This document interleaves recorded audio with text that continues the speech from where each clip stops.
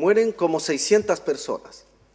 Si uno hace la comparación del Quito de aquella época con el Quito de la actualidad, murió el 1% de la población quiteña de ese entonces. Si la población de Quito tiene hoy cerca de 2 millones de habitantes, la muerte de los próceres y de los ciudadanos de Quito el 2 de agosto de 1810 sería comparable a la muerte actual de unas 16.000 personas. Ustedes pueden dar cuenta entonces de cuán significativo fue ese hecho. Por eso Simón Bolívar llamó a la matanza del 2 de agosto de 1810 como una matanza imperdonable.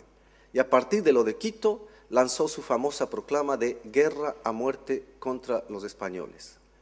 Y en Chile, un sacerdote que estuvo presenciando el proceso quiteño, Camilo Enríquez, dio y bautizó a Quito con el nombre de Quito Luz de América, que se regaría en todo el continente. Cerrado este segundo proceso con la muerte de los patriotas, llegó a Quito un comisionado regio que venía exactamente de las Cortes de Cádiz,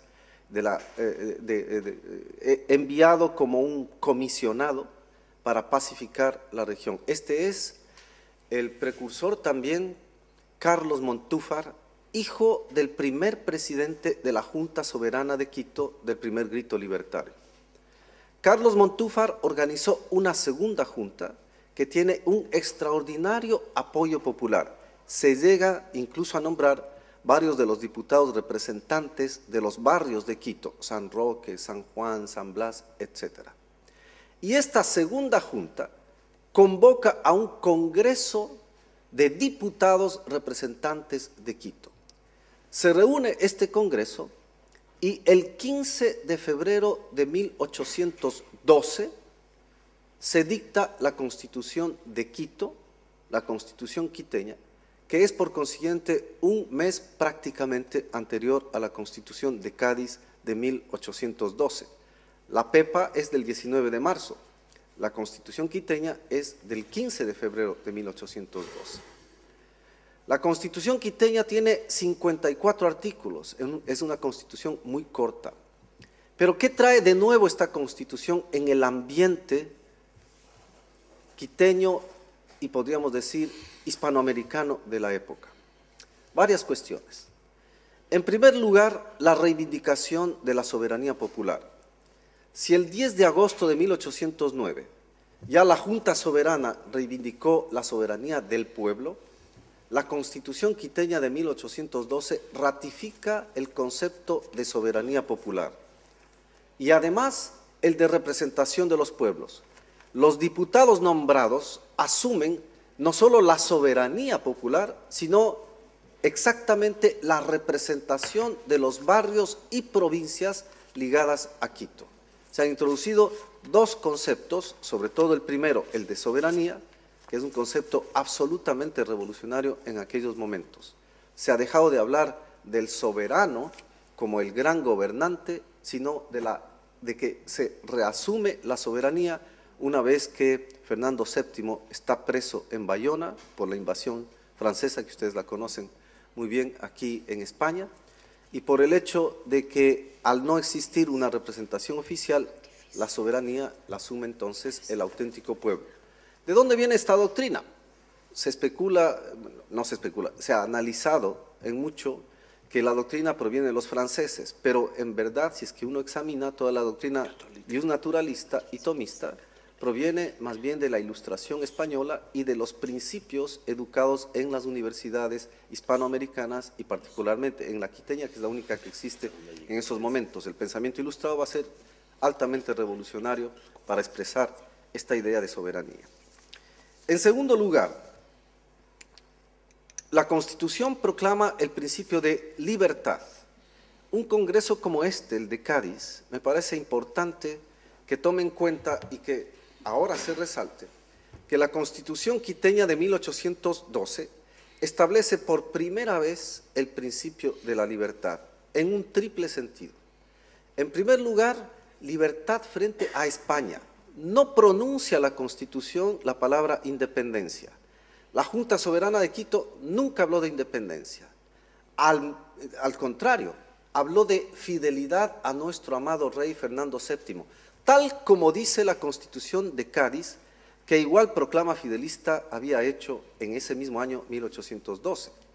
Pero es evidente que el fidelismo para el caso de los quiteños escondía otra realidad, y por ello el empleo de la palabra libertad y de proclamar la libertad de la provincia de Quito frente a España está anunciando ya definitivamente que la ruptura es del proceso colonial y la instauración de un nuevo Estado. Entonces, libertad en el primer sentido, la provincia libre de Quito se proclama frente a España. Libertad en un segundo sentido, libertad de asumir el gobierno y de gobernarnos nosotros mismos por nuestra condición de criollos libres y capaces de hacerlo. Esta doctrina probablemente, hay que interpretarla así, viene de la enorme influencia que tuvo un precursor cuya imagen no está altamente desarrollada en el mundo hispanoamericano. En Cádiz está bien desarrollada la figura de José Mejía Lequerica, pero no la figura de su cuñado, ya que José Mejía Lequerica es casado con la hermana de este precursor, Eugenio Espejo. Eugenio Espejo es el verdadero intelectual que impulsa las ideas libertarias y que impulsa la idea de independencia. De hecho, son sus discípulos los que organizan la Revolución Quiteña del 10 de agosto de 1809. Y al hablar de libertad, en la Constitución de 1812, se está hablando en los términos que Espejo había asumido esa libertad. Nosotros, los criollos, nosotros, los quiteños, nosotros, los que hemos nacido en esta tierra, somos capaces de autogobernarnos sin la tutela española y sin ninguna tutela.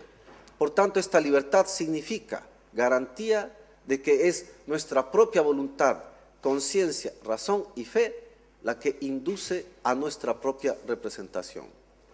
Y un tercer elemento de esa misma libertad, la libertad en términos restringidos, lo cual puede resultar paradójico hasta cierto punto, pero explicable sin duda alguna.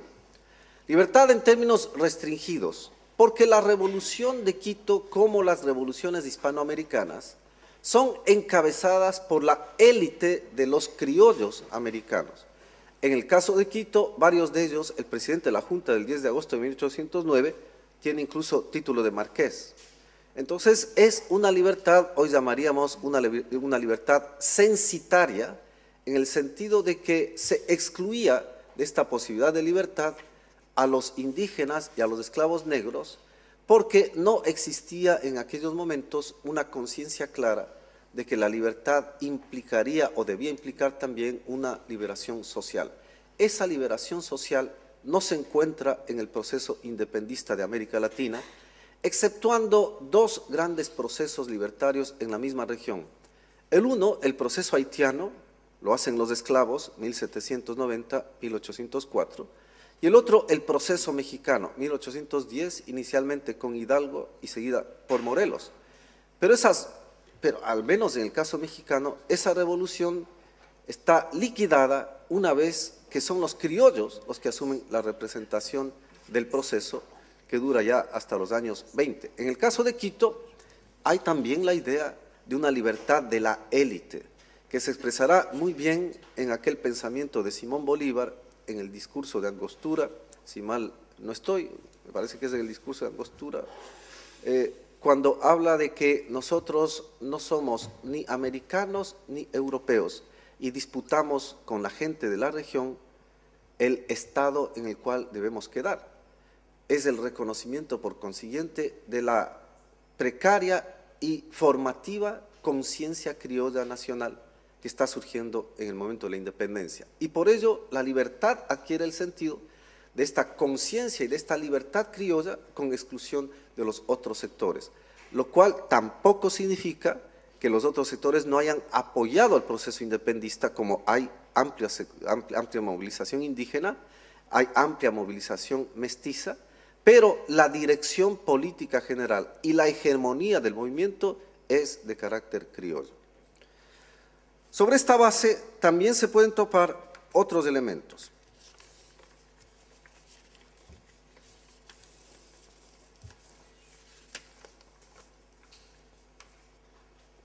El liderazgo de la generación ilustrada de la que hablé viene dado entonces por el influjo que tanto desde España como de la Universidad Quiteña se tiene sobre los principales líderes del 10 de agosto de 1809 y cuyos principios, insisto en la idea, quedan expresados en la Constitución de 1812.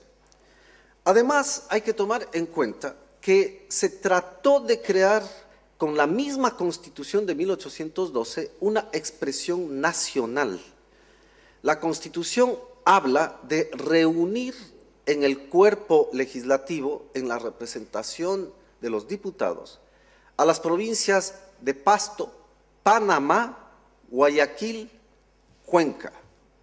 Panamá finalmente quedará con Colombia, la región de Pasto quedará con Colombia. Para el Ecuador son importantes tanto Guayaquil como Cuenca, que formaban las tres, con Quito, las tres ciudades, grandes regiones controladoras de los poderes locales. Quito en la región andina, Guayaquil en la región costanera, único puerto de salida al Pacífico, y en el sur de la región andina, Cuenca. Cuenca, Guayaquil y Quito formaban un triángulo de poderes.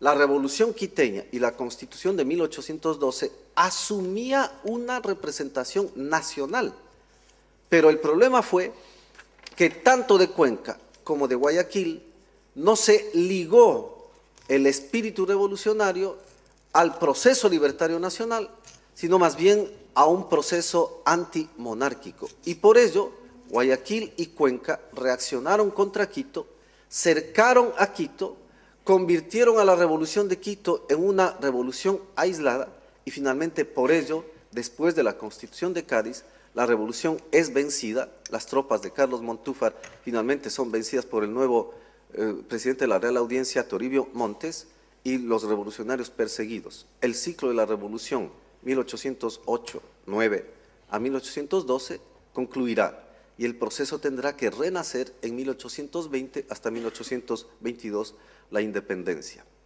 Entonces, esta revolución aislada y esta constitución aislada, si bien mantuvo un principio de identidad nacional naciente, no logró consolidar por las reacciones regionales. Es interesantísimo observar cómo hoy en el Ecuador, la dominación oligárquica en la ciudad de Guayaquil, altos empresarios, ideología neoliberal, reacciona contra la celebración del bicentenario de Quito, argumentando que esa revolución fue fracasada, nunca fue nacional y que nunca expresó el espíritu guayaquileño. Conste que hablé de una posición oligárquico-neoliberal, porque en esa ciudad se fraguaba la constitución, en los últimos 25 años, la constitución de un verdadero Estado autonómico, mejor, una ciudad-estado, tal como está ocurriendo hoy en Bolivia, con la región de El Pando, Tarija, Sucre, pero sin las dimensiones que tienen estas regiones en Bolivia. En Guayaquil, felizmente, el proceso de constituir un verdadero Estado, una verdadera ciudad-Estado, se ha liquidado en los 2 últimos años. Y eso garantiza que el Estado nacional pueda reconstituirse sobre la base de aquella vieja idea de la Constitución de 1812 de integrar en un país a las regiones que los quiteños habían advertido como regiones que provocaban el nacimiento del nuevo Estado, de la nueva sociedad. Y finalmente, para comprender a esta Constitución, habría que decir que ella, a diferencia de la Constitución gaditana, de la Constitución de Cádiz de 1812, la Constitución quiteña no tiene un estudio pormenorizado de una serie de instituciones. Por ejemplo, si se examina la Constitución de Cádiz en lo relativo a la ciudadanía, se habla allí de la ciudadanía de los españoles que se han de considerar no solamente a los que viven en España propiamente, sino en sus provincias, ya que no son consideradas en ese momento colonias, sino en sus provincias, todos eran españoles. Se trata en la Constitución de Cádiz, se trata a los extranjeros y quiénes son extranjeros. En la Constitución de Quito no hay ese tipo de análisis Insisto, es una constitución pequeña, 54 artículos. Y no abunda esta constitución en lo que se llama en teoría jurídica la parte dogmática o filosófica, sino que más bien se dedica mucho más a la parte orgánica, es decir, de estructuración del Estado. La Constitución establece un Estado nuevo, sin duda alguna, un ejecutivo cuya duración es de 8 años y sujeto al legislativo, y por ello yo he analizado en algún artículo, la Constitución tiene mucho más de parlamentaria que de presidencial, como serán los regímenes latinoamericanos. Pero inicialmente la idea es que el presidente, el ejecutivo, porque así se llama el presidente, se sujete al legislativo en la Constitución. Y por ello la Constitución de 1812 lo que establece es un fuerte poder del legislativo a efectos de que apruebe tanto al presidente como a las otras instituciones. No existen elecciones populares como hoy tenemos. De hecho, al presidente del Estado de Quito lo elegiría el legislativo compuesto por 2 cámaras a la usanza norteamericana. Establece una Corte Suprema y las Cortes inferiores, pero lo interesante también es que al igual que la Constitución de Cádiz y probablemente con más fuerza, la Constitución de Quito de 1812 establece como un aparato de Estado a la Iglesia Católica. Hay que entender que para los quiteños conservadores que venían de un pensamiento sumamente religioso, no podía existir lo que en España se había discutido, una libertad de imprenta. Cierto es que se discutió y mucho también esto de la Inquisición y abolir la Inquisición, pero avanzar hacia un pensamiento antirreligioso que rompa con la Iglesia Católica no era posible. Por ello, en medio del proceso revolucionario, un prócer como Quiroga, presintiendo que podía haber una matanza general de los mismos apresados, dice: no quiero morir como un impío francés. Se ve allí el límite que la influencia de la Revolución Francesa tenía en el pensamiento conservador de la élite quiteña. Y por ello se entiende también el por qué la Iglesia Católica debía formar parte del Estado Nacional, y una vez fundado el Estado Nacional en 1830, será muy duro tratar de establecer una separación Iglesia-Estado.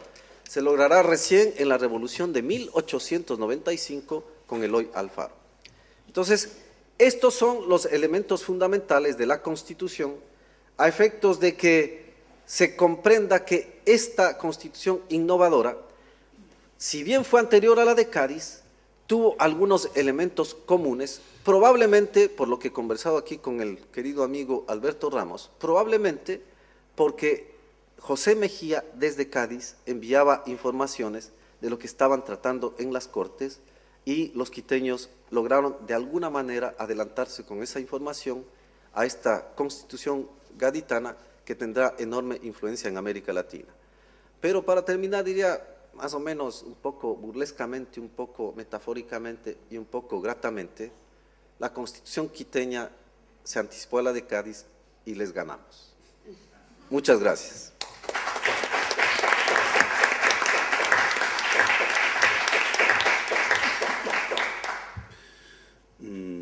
Bien, ruego y repito que los comunicantes se remitan a los 20 minutos que tienen para exponer, porque somos muchos y entonces cuesta trabajo, ¿de acuerdo?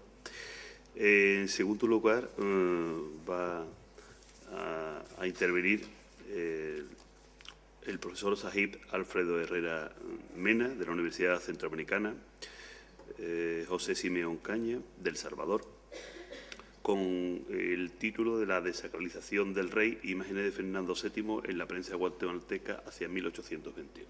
Cuando usted quiera. Buenos días. Ante todo, quisiera agradecer a Alberto Ramos y a los organizadores de este encuentro por la invitación. Para comenzar, quisiera decir que la comunicación que hoy les voy a presentar y quiero socializar con ustedes deriva de un proyecto mucho mayor en curso, ¿no? en alguna manera es deudor de trabajos como historiadores como Marco Landavaso, que en trabajos suyos como sobre la herencia de la monarquía en México, pues pretende analizar la construcción narrativa o los imaginarios sobre el presidencialismo en El Salvador durante el siglo XIX, teniendo como base fundamental los periódicos decimonónicos. Bien, en ese sentido yo lo que quisiera decir que el objetivo o el propósito de mi comunicación esta mañana es analizar o tratar de acercarme a algunos artículos publicados en un periódico guatemalteco que salió a circulación en julio de 1820,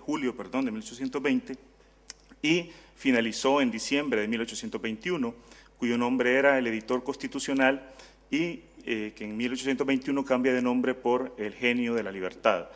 Un periódico publicado por criollos como Pedro Molina, Barrundia, Córdoba, etcétera, que van a ser fieles defensores y van a formar una facción, una de las primeras facciones políticas en el Reino de Guatemala, Centroamérica, denominada republicana, ¿no? Entonces, lo que yo quiero trabajar en este periódico y quiero socializarlo con ustedes es cómo entre los meses de junio y septiembre de 1821 se recrea la imagen de rey, es decir, de Fernando VII, ¿no? Es decir, y se tiene una opinión en torno a él y cómo podemos nosotros valorar que a partir de ahí pues queda despojada esta imagen de Fernando VII de su aura sacral. Es decir, cómo a partir de ahí pues, o cómo en este periódico podemos nosotros observar que su imagen sacra queda despojada y a partir de ese momento pues adquiere la imagen de un déspota o de un hombre común y corriente, ¿no? Al igual que cualquier otro ciudadano. En esta banalización y sarcasmo de la imagen de Fernando VII, la imagen de la libertad o la figura de la libertad y el pueblo soberano, pero fundamentalmente la libertad, adquieren esa aura sacral, ¿no? Y es en este debate y en este discurso de los criollos donde la libertad pues, va adquiriendo ese papel de realeza o este papel de alma entronizadora del espíritu de los criollos republicanos. Bien, a mí me parece que este tema de la sacralización del rey fundamentalmente fue defendido con más ahínco, como todos sabemos, por el mundo borbónico, por la dinastía de los Borbones. En Centroamérica, en la Centroamérica colonial, en el Reino de Guatemala, estuvo y pegó muy fuerte en el siglo XVIII y en las primeras décadas del siglo XIX, pegó muy fuerte esta imagen sacral.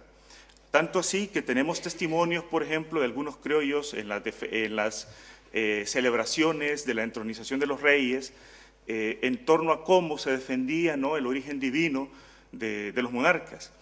Pero ocurre algo, ya para 1811, 1812, 1800, incluso un poco antes, 1810, esta imagen sacral de los reyes, de los monarcas, comienza a combinarse y por lo tanto legitimadora, ¿no?, de la soberanía real, comienza a legitimarse a la vez juntamente, ¿no?, con la soberanía del pueblo.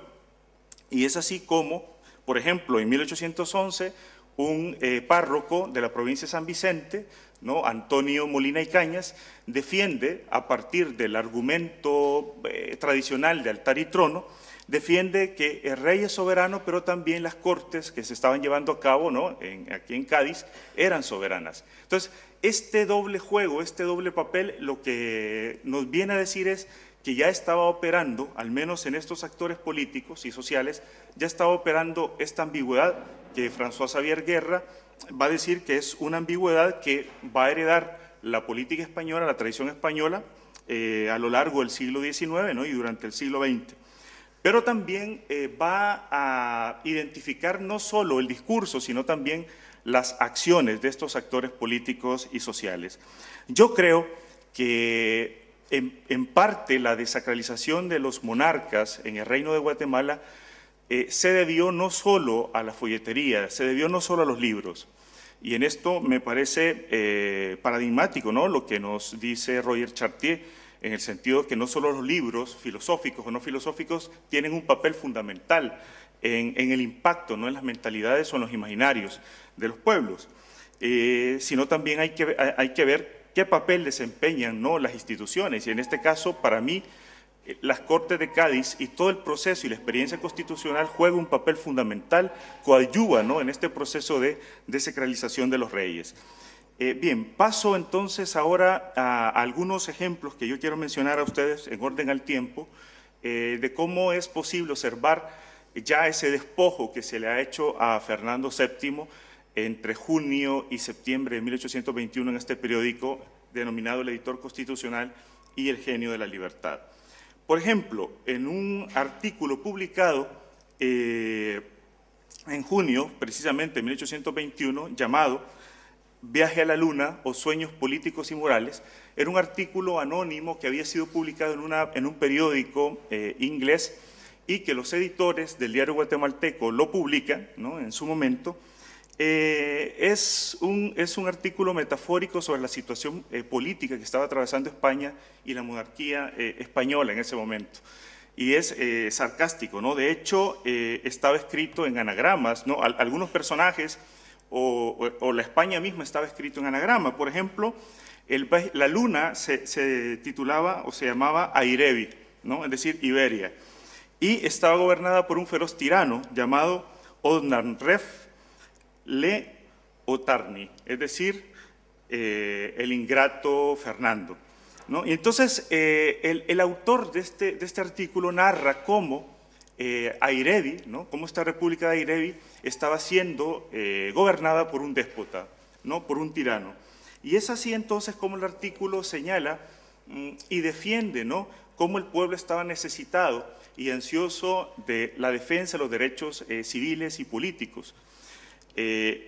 Pero a los días de haber sido publicado el artículo, los editores en un siguiente número, tal vez un poco para calmar los ánimos, publican una pequeña nota diciendo que ellos pues han publicado un artículo extranjero y que lo único que están haciendo es dando rienda suelta al proceso de libertad de imprenta que estaba viviendo la monarquía española.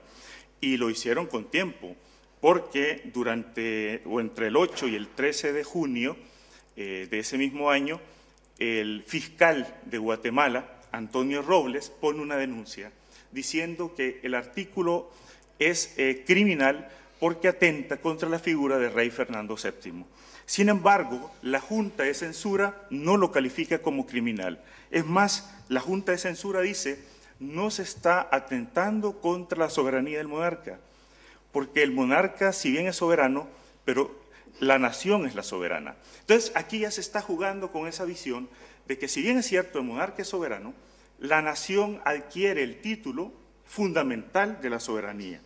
Pues bien, Antonio Robles como fiscal no se cansa, ¿no?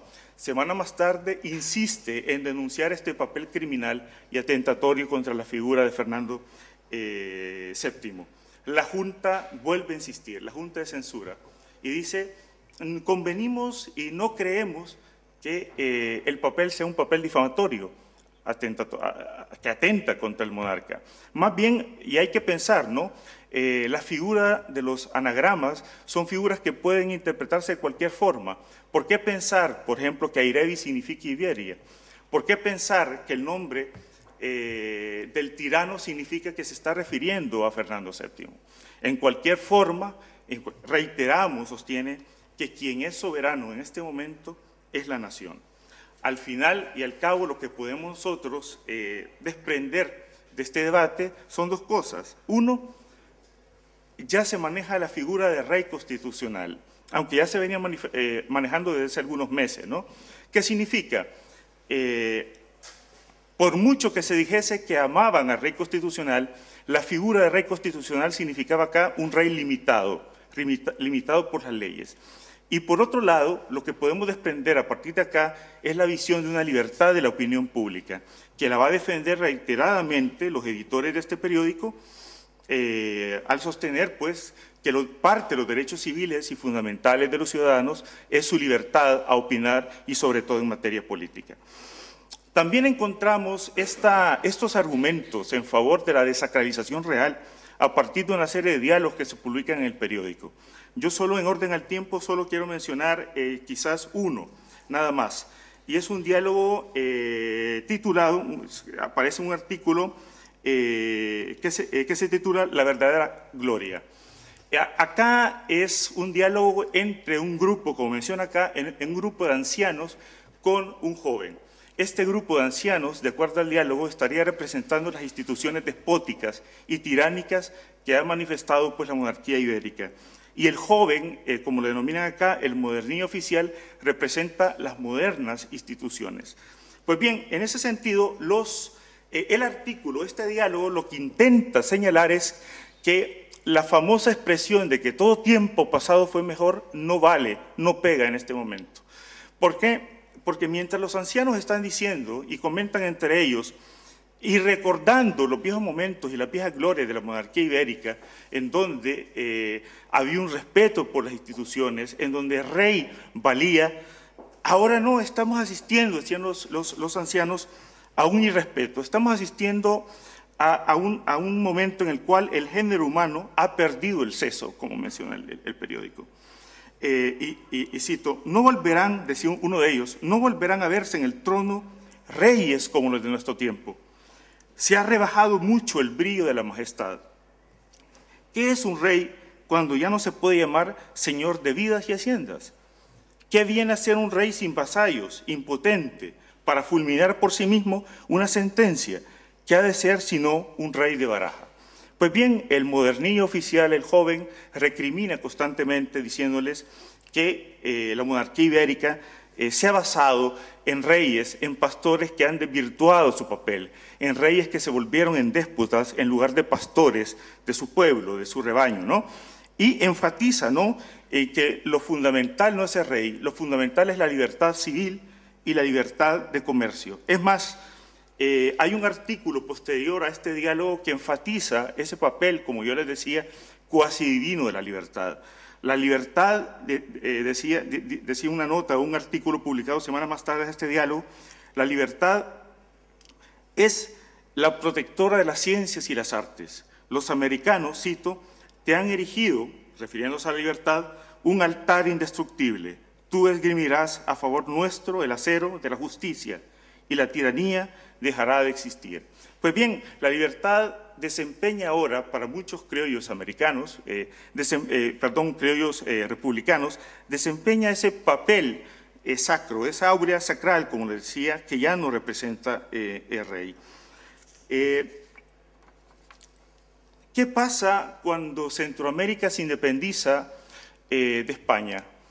Pues yo lo que creo es que se pasa de Fernando VII y a la cuasi sacralización por parte de algunos de un nuevo rey, de un nuevo monarca, por parte de algunos, ¿no?, que será Agustín I, Agustín de Iturbide.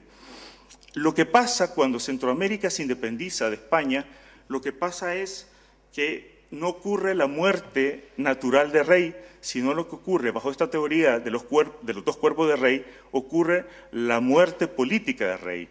Sin embargo, para muchos criollos e intelectuales centroamericanos, fundamentalmente promonarquistas, van a querer retornar, ¿no?, a los viejos faustos de la celebración y las viejas glorias, ¿no?, de la monarquía ibérica. Según un artículo, ¿no?, de Marvin Goldberg sobre la utilización de la teoría freudiana para poder analizar el proceso, ¿no?, de ruptura con la monarquía ibérica por parte de América, pudiera interpretarse, ¿no?, la muerte del rey con la muerte del padre que decían los hijos, ¿no?, a partir de la rivalidad que hay entre los hermanos, ¿no?, los criollos y los peninsulares. Sin embargo, cierta o no esta forma de interpretación de Goldberg, que es muy freudiana, ¿no?, sobre el proceso de independencia de América, cierta o no, lo importante es que muchos de estos criollos centroamericanos insistían que el plan de Iturbide era importante y fundamental porque iba a defender la región, los puestos políticos, pero también iba a mantener el status quo, ¿no? De ahí que los criollos centroamericanos insisten en los primeros meses de la independencia, y sobre todo el editor constitucional abunda mucho en estos artículos y defensa, es que frente a una monarquía que ha demostrado ya que ha demostrado ya su incapacidad para gobernar políticamente y teniendo como rector a un rey que se ha caracterizado por el despotismo y el absolutismo, lo que nos queda es mirar hacia el norte, mirar hacia los Estados Unidos y comienza entonces a defenderse la admiración hacia los Estados Unidos por estos criollos centroamericanos, ¿no? La América sajona, dirán, es la potencia más feliz de la tierra, es la que ha mostrado, la América sajona es la que ha mostrado el mejor papel de ilustración y gobierno que ha podido ver la historia de la humanidad. Un artículo publicado en octubre del 21 decía lo siguiente, y cito, en esta línea republicana: vosotros no debéis ignorar la tendencia que tiene la Fuerza Armada al despotismo, la disposición siempre activa de un monarca a hacerse absoluto y la preponderancia del jefe creador de un imperio sobre la opinión pública. Nosotros no estamos prevenidos por el fausto y pompa de un virrey inaccesible como un déspota y rodeado de una corte viciosa que multiplica las seducciones, enerva el corazón y dispone a la más humillante servidumbre. Muchos artículos durante estos meses van a estar plagados de esta visión republicana y, por lo tanto, en contra de la visión monárquica, y, sin embargo, por más artículos, por más defensa del republicanismo, como ustedes saben, Centroamérica queda al fin y al cabo unida al Imperio Mexicano a principios de 1822. Pero en Centroamérica no se llegó a defender con tanta pompa la sacralidad del rey, en este caso de Iturbide, porque el periodo imperial fue efímero y durante ese periodo, al menos en Centroamérica, se vivió mucha inestabilidad política, guerras. En ese sentido, pudiera decir, para concluir, que lo que vive Centroamérica en este momento de 1822 y 23, y que lo refleja antes, anticipadamente, el editor constitucional, es las dos muertes del rey, ¿no? La muerte corporal, ¿no? La muerte natural y la muerte política. Muchas gracias.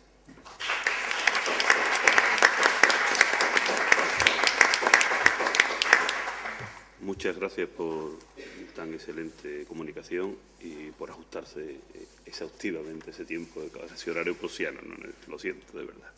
Bueno, la siguiente comunicación va a cargo de la profesora Yanea Brau, de la Universidad Pontificia Universidad Católica del Río Grande do Sul, y lleva por título El Correo Brasilense y la independencia política en Iberoamérica. Cuando te quiera, profesora. Muchas gracias. ¿Podemos poner esto? Sí, cómo no.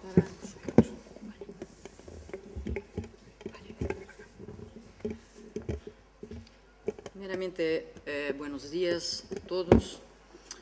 Y la presente comunicación se propone analizar de forma breve el pensamiento político liberal y reformista ilustrado del editor y redactor del periódico Correio Brasiliense, también conocido como Armazém Literário, del periodista brasileño Hipólito José da Costa.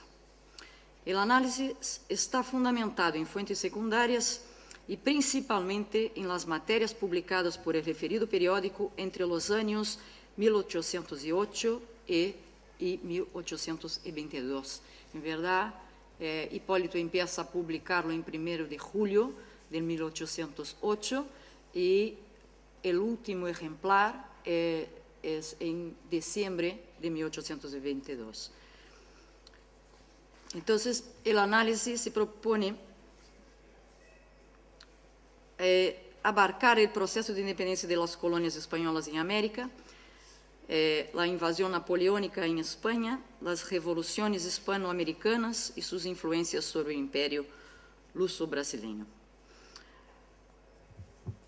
Sería interesante, en primer lugar, presentar una breve biografía de Hipólito da Costa, ¿no? En verdad, con esta breve comunicación de 15-20 minutos, a mí me gustaría mismo presentar a los investigadores españoles y también latinoamericanos esta importante fuente de investigación que es el Correo Brasiliense, ¿no?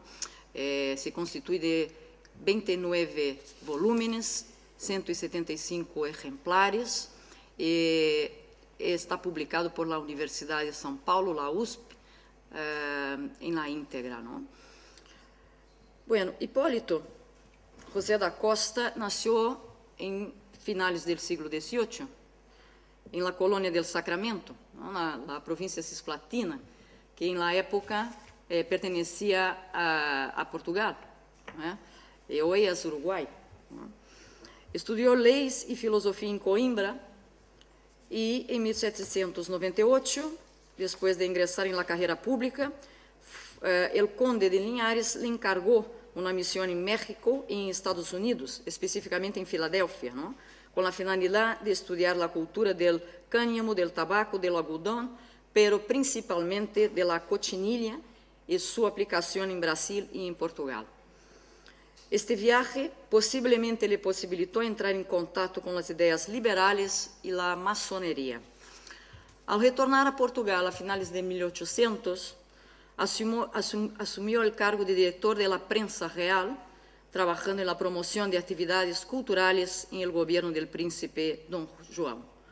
Bajo la égida del conde de Linhares, en 1802, Hipólito da Costa hizo un viaje a Londres en otra misión oficial, que tenía por objetivo la compra de libros, además de la adquisición de máquinas y aparatos tipográficos para la prensa regia, ¿no?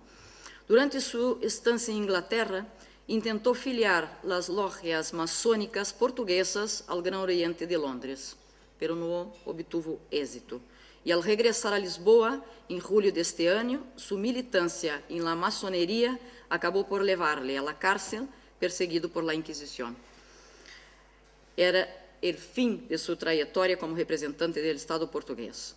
Después de 3 años en la cárcel del Santo Oficio de Lisboa, a finales de 1805, consiguió evadirse y se estableció en Londres, bajo la protección de otro copartidario de la masonería, el duque de Sussex, el hijo del rey de Gran Bretaña, Jorge III.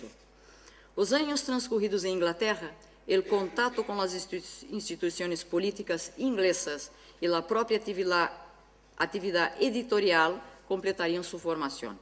Menos de 3 años después, en 1 de junio de 1808, Hipólito da Costa empieza a publicar en Londres el Correio Brasiliense. El Correio Brasiliense era un periódico mensual leído por portugueses que residían en Londres y por comerciantes ingleses que tenían corresponsales en Brasil, donde era leído por la aristocracia en el poder y por la pequeña burguesía. Era leído, por tanto, por la élite portuguesa o luso-brasileña, ¿no? Y gran parte de ella integrada en la burocracia estatal. Cabe señalar que, además del gran número de analfabetos, el periódico era relativamente caro para el poder adquisitivo de las poblaciones urbanas libres en la colonia brasileña en el siglo XIX, llegando allí a veces con 3 o 4 meses de retraso. Pero estos retrasos eran compensados con el gran número de páginas impresas y la novedad de un discurso informativo, analítico, de opinión y considerado por algunos autores como doctrinario. En verdad, el Correio Brasiliense parecía más un libro. Contenía como 100 páginas, doctrinario en el sentido de exponer ali sus ideas liberales y también reformistas, ¿no? En realidad, el Correio Brasiliense, prohibido en Portugal, fue el primer periódico que discutió de forma crítica cuestiones hasta entonces particulares del Estado portugués. En Brasil, cuando la familia real se trasladó, la corte se trasladó a la colonia, a Brasil, evidentemente que Don Juan ha implementado la prensa, ¿no? Era la Gazeta del Río de Janeiro, y que publicaba evidentemente todo lo que el rey quería, ¿no? No había ninguna crítica. Divulgado sin censura en Inglaterra, incorporava elementos del ámbito de los conocimientos filosóficos, políticos, culturales, económicos y científicos en ebullición en Europa. El periódico, escrito en portugués, estaba dividido en 4 secciones. La política, donde Hipólito, ¿no?, transcribía documentos oficiales acerca de la política nacional y externa. Por supuesto, era la sección más destacada, correspondía a correspondencias, las cartas enviadas por los lectores.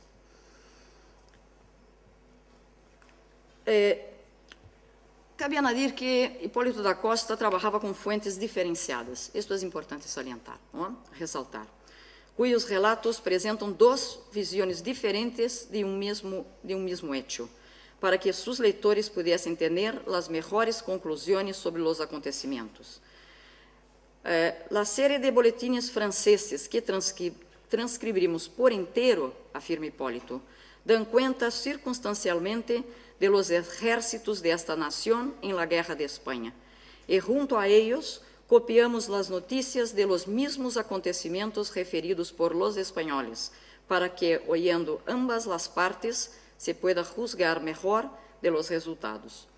Hipólito da Costa tenía por objetivo, con su publicación, aclarar a mis compatriotas sobre los hechos políticos, civiles y literarios de Europa, así como trazar las mejorías de las ciencias, de las artes y, en una palabra, de todo aquello que pueda ser útil a la sociedad en general.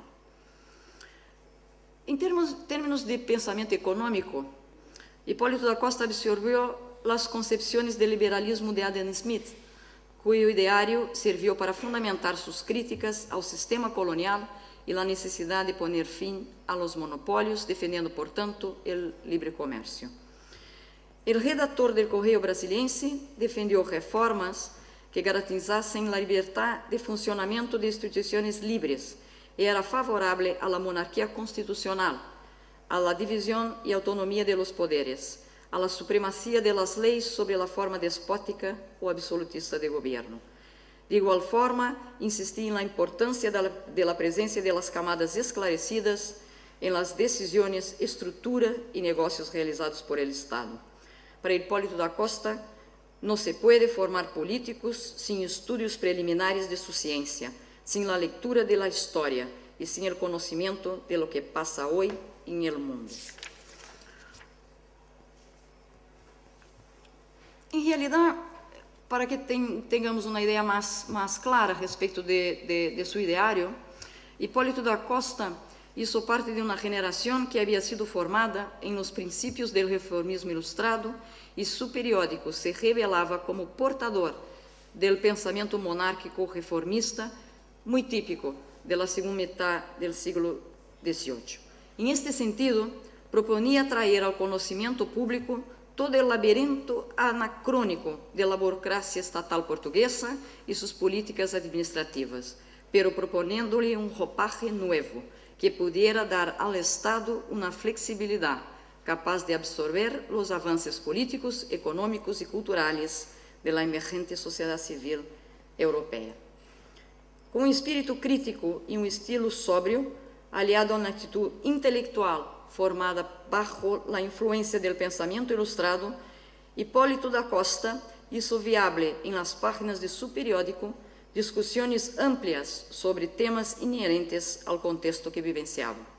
En este sentido, dio amplia cobertura periodística a las guerras napoleónicas, a la ocupación francesa en España y en Portugal, a las negociaciones diplomáticas que se seguían al declive del imperio napoleónico y acompañó durante 12 años el curso de las revoluciones de las colonias españolas en América, así como escribió sobre la política de fronteras entre Portugal y España e hizo comparaciones entre la Constitución portuguesa y la Constitución de Cádiz de 1812.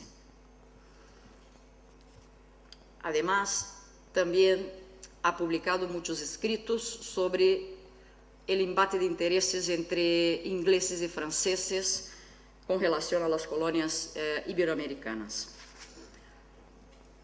Sobre las invasiones napoleónicas y la invasión napoleónica en España, a pesar de resaltar la traición de Napoleón al gobierno español, Hipólito critica al rey Carlos IV por haber sacrificado los intereses de España en nombre de la relación especial que mantenía con los gobiernos franceses.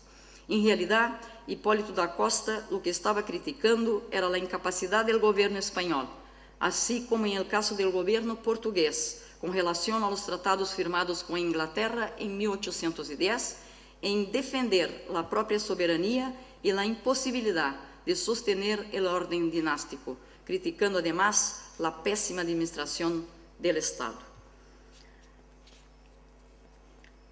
Además de las invasiones napoleónicas, Hipólito dedicó muchas páginas a la descripción de las revoluciones en América. En verdad, más que 1500 páginas sobre estas revoluciones, consideradas por él irremediables debido a la falta de legitimidad del gobierno. Según lo argumenta Hipólito da Costa, los hispanoamericanos, cansados de sufrir una larga serie de despotismos de sus gobernadores, que se agravaran cada día más debido a la debilidad y la inepcia del gobierno de la metrópoli, han determinado elegir y constituir una forma de gobierno la que mejor conveniera para encontrar la felicidad en común. Las revoluciones en América Española son consideradas por Hipólito como esperadas e igualmente justificables, en razón de una persistente y larga mala gestión de la metrópoli para con sus colonias. Hipólito, en este sentido, critica la política adoptada por España para con sus colonias, señalando los errores cometidos y la naturaleza irremediable de la independencia de América. Sin embargo, la crítica a la mala administración española no revela que el editor del Correo Brasiliense tuviera una inclinación propiamente revolucionaria o una afinidad política con los revolucionarios. Al contrario, en verdad, Hipólito temía las revoluciones porque creía que ellas iban a terminar, ¿no? Desencadenarían anarquía y lo peor, guerras civiles, ¿no? Pero tal crítica incluye su periódico en la tradición del pensamiento político reformista, de la Ilustración Ibérica, según la cual la transformación de la gestión política en dirección a una administración más eficiente y racional era concebida como la mejor forma de garantizar la viabilidad de estados como Portugal y España, que desde la segunda mitad del siglo XVIII se encontraban en una progresiva desventaja en el cuadro europeo de competencia entre las potencias. De ahí que para el Correo, la mala administración española es un espejo de la mala administración portuguesa, pues la necesidad de mejorar el sistema de un imperio era también del otro. Ahí reside, ¿no?, la real preocupación de Hipólito. Hipólito hace críticas a la pésima administración colonial española, pero piensa que estas revoluciones que empiezan a ocurrir ya a partir de 1808 en las colonias españolas pueden resultar en guerras civiles, en desunión, en desagregación del imperio portugués y principalmente el uso brasileño, porque cree que es conveniente a Brasil unirse a Portugal, porque a partir de 1815 es proclamado reino, ¿no? Reino Unido de Portugal, Brasil y Algarves. Pero, a pesar de apoyar las revoluciones debido a ilegitimidad de gobierno, que cree en la inepcia del gobierno tanto de España cuanto de Portugal, Hipólito da Costa cree que existen inúmeras dificultades para el establecimiento de gobiernos y la formación de estados en América Española y en la América Portuguesa, debido a la falta de experiencia en materias de gobierno. Esto es muy resaltado en sus publicaciones, ¿no? Un gran número de gente que no está instruida, los pocos conocimientos teóricos y también prácticos, sobre todo sobre las formas constitucionales de gobierno. Por fin, a partir de 1822, reconoce que los hombres que ya administran tanto las colonias españolas cuanto Brasil, ¿no?, no son tan carentes así de conocimientos teóricos, ¿no? Y afirma que la causa americana está decidida y terminada en ella la dominación europea. A partir de la emancipación de Brasil, en septiembre de 1822, parece que la misión de Hipólito se ha terminado, ¿no? Entonces, tras la independencia de Brasil, Hipólito da Costa, en diciembre de 1822, encerra las ediciones del Correo Brasiliense. Muchas gracias por la atención. Disculpe el español que está más para portuñol. Espero aquí tener alcanzado mi objetivo, que es presentar esta importante fuente de investigación histórica, que es el Correo Brasiliense. Muchísimas gracias.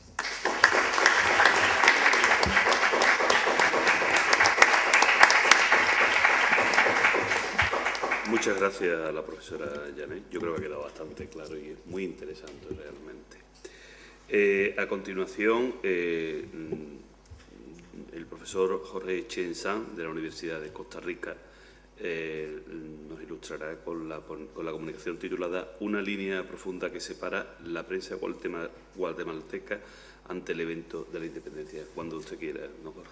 Muchas gracias.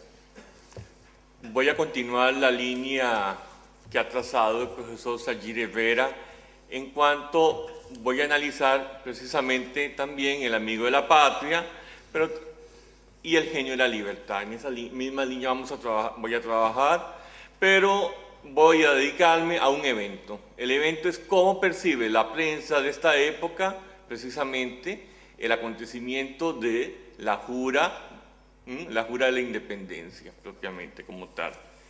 Quiero sí insistir en una idea importante en cuanto a la conformación de la opinión pública en la prensa periódica, y es que estamos aquí partiendo de una función pragmática de la prensa periódica en cuanto a potencial de manipulación, es decir, esa capacidad que tiene la prensa para buscar consensos, conquistar voces, negociar, una capacidad de negociación y disuasión.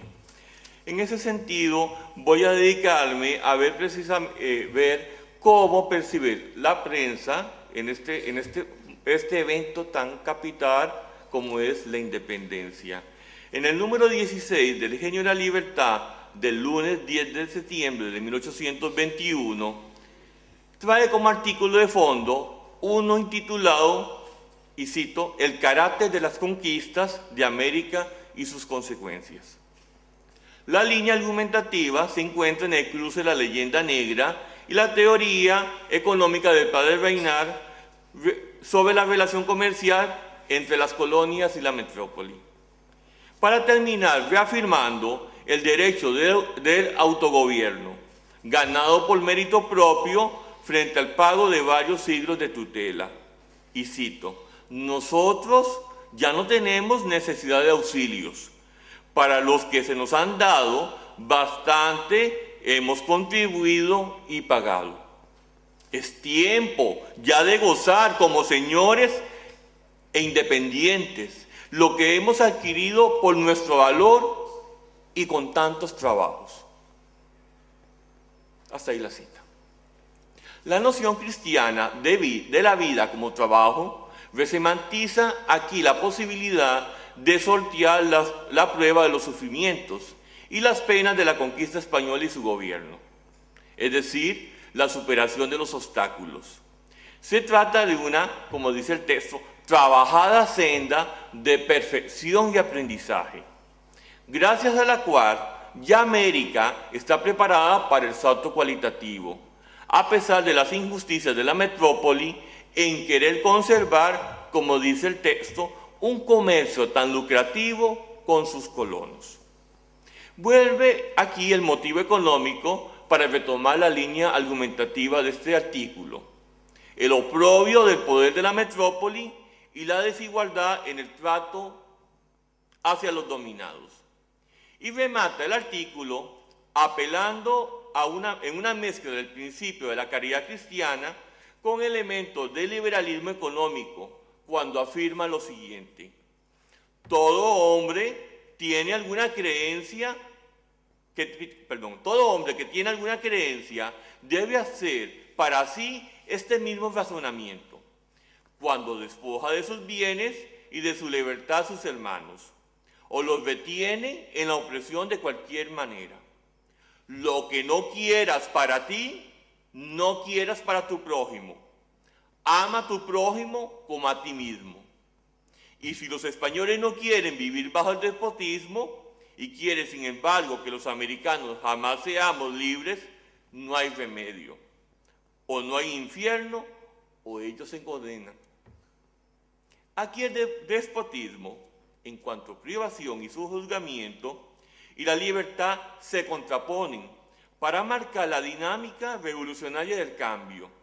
Las noticias con las que comienza el número 17 del sábado 15 de septiembre del Genio de Libertad son de impacto y reproducen los sucesos acaecidos en Oaxaca y en Chiapas.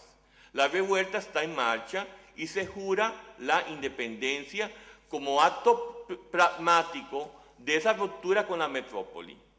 Por eso, la noche anterior, la del 14 de septiembre, el editorialista conmina a sus ciudadanos y en el marco de esa comunión colectiva esboza su credo político. Y cito de nuevo: guatemaltecos, unidos, unión, prudencia, humildad.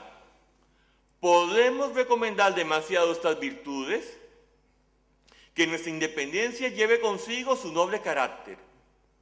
Amigos europeos, nuestra libertad se aproxima. Nuestra libertad se aproxima. ¿Queréis disfrutar de ella con vuestros hermanos de Guatemala? Nada os lo impide. ¿No queréis? Dejadnos en paz.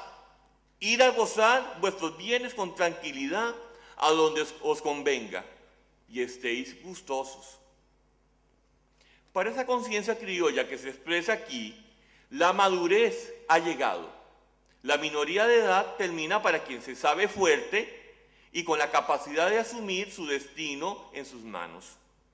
De ahí que invita a los europeos, y no solamente a los españoles, a respetar la decisión de escoger, y por eso apela a los valores de la humanidad y de la fraternidad universal, cuando concluye en sus aspiraciones de tolerancia, y editorialista se pregunta con ánimo reconciliador. Y cito de nuevo: no obstante, si caminásemos todos de acuerdo, de suerte que a nadie le pudiese costar una lágrima, ¿no sería este el día más glorioso para nosotros, guatemaltecos, europeos y criollos? La igualdad y la fraternidad universales están supeditadas a la libertad política deseada, en un futuro que aparece en la experiencia como una potencialidad, en lo que todavía no ha sucedido, no ha pasado todavía. Las opciones humanas, en ese sentido, recuerden, son teleológicas, orientadas hacia una finalidad, orientadas hacia un futuro. Ese futuro se aproxima, dice el texto. Pero el viernes 14, cuando se cierra la edición del número 17, esto era apenas una ilusión. Los hechos de la madrugada del 15 de septiembre precipitan los acontecimientos y por eso el Genio de la Libertad debe agregar in extremis un colofón que viene a informar sobre este hito fundacional que se acaba de vivir. Y cito: ¡viva la libertad! ¡Viva la independencia! ¡Viva el noble pueblo de Guatemala! ¿Es posible, amada patria mía, que mis ojos os hayan visto independiente? ¡Oh placer soberano! ¡Oh gloria incomparable a otra cualquier gloria! La conmoción es auténtica. Su impacto inmediato está en la manera en que se configura el relato explicativo y se ordenan aquí los eventos. Lo inevitable ha llegado y el editorialista, en cuanto testigo y cronista, puede dar autentificación histórica y organizar una explicación. Si la tan ansiada independencia es una realidad, para que ello ocurra es necesario, dice el texto, la existencia de un relato que se ordene y también en función de un pasado reconstituido y de un proyecto de futuro. Y eso es lo que ocurre aquí precisamente cuando se da este grito de libertad. ¡Viva la libertad! ¡Viva la independencia! Y el editorialista nos cuenta la noticia de cómo se reúne en el Cabildo de Guatemala el pueblo y juran todos al unísono con las autoridades, juran la libertad. Ahora bien, aquí estamos ante el hecho concreto, la narración del acontecimiento, pero pasemos ahora a la vivencia de ese acontecimiento. ¿Qué ocurre luego? ¿Cómo reacciona la sociedad guatemalteca ante la envergadura de un acontecimiento que cambia la historia? Dicho de otra manera, ¿cómo se percibe este evento? ¿Cómo se interpreta desde un punto de vista de lo que podemos llamar de una visión de mundo? Las reacciones en la prensa son una clave para descodificar la vivencia en términos de una conciencia, de una captación que racionaliza simbólicamente el devenir histórico.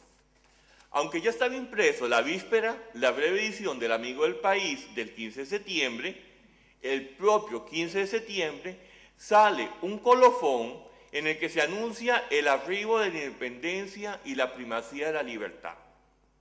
Con la frase que hemos utilizado para titular nuestro trabajo, el Amigo de la Patria, en el número 18 y 19 del 30 de noviembre, es decir, 15 días después del evento, interpreta la significación del acto de juramento que viene a catapultar el inicio de la vida independiente para Centroamérica y proporciona una reflexión sobre el futuro promisorio del americano criollo frente a la nueva realidad sociopolítica, una vez separados de España. Veamos el exordio. Inicie. El exordio. Vuelve a seguir su marcha en nuestro periódico, interrumpido por urgentes ocupaciones. Son diversos los que han pedido, y las circunstancias parecen también exigirlo. El día 15 de septiembre de 1821 se abrió una línea profunda que separa lo que es de lo que ha sido. Si eran antes de aquella fecha vasto el campo y multiplicados los objetos, después de esta época tan memorable, los espacios son inmensos y los puntos infinitos. En efecto, el número anterior del Amigo de la Patria salió el 7 de septiembre. Se interrumpió la publicación por casi 3 meses. El silencio de José Cecilio del Valle, su editor, y aquí nos aclara muy interesantemente a qué se debe ese silencio. Una línea profunda que separa el presente del pasado. Es decir, aquí hay una valoración de la continuidad histórica para organizarla a partir de un antes y un después. Esto no es fortuito. La metáfora utilizada por Del Valle no es un mero giro retórico. Da cuenta de la radicalidad y la significación que el acto de independencia encierra en la conciencia americana.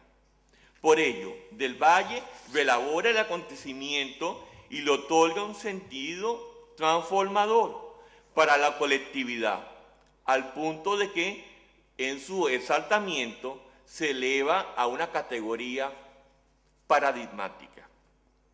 Su repercusión se encuentra en la percepción y en la mirada que el individuo otorga al acontecimiento, visto en la distancia, a los 3 meses de publicado, a los 3 meses de haber, más o menos a los 3 meses de haberse llevado a cabo este acto de la jura de la independencia. Se abre el horizonte, dice el texto que se abre el horizonte y la perspectiva a la infinitud de un espacio abierto. De esta manera, al apelar al lenguaje de la física para proyectar el futuro, del Valle plantea la posibilidad de ser actores de la historia y de transformar la existencia dentro de una experiencia radical.